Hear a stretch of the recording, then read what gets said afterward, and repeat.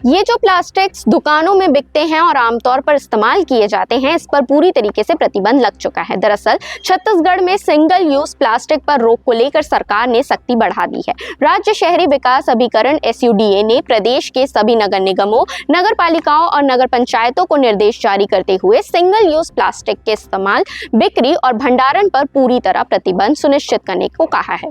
इसके तहत शहरी क्षेत्रों में नियमित और अचानक निरीक्षण किए जाएंगे। नियमों का उल्लंघन करने वाले दुकानदारों, व्यापारियों और संस्थानों पर जुर्माना तक लगाया जाएगा। वहीं गंभीर मामलों में व्यावसायिक लाइसेंस रद्द करने जैसी कार्रवाई भी की जा सकती है। SUDA ने केंद्र और राज्य सरकार के दिशा निर्देशों का कड़ाई से पालन करने और की गई कार्रवाई की मासिक रिपोर्ट स्वच्छ भारत मिशन 2.0 के मिशन संचालक को भेजने के निर्देश दिए हैं।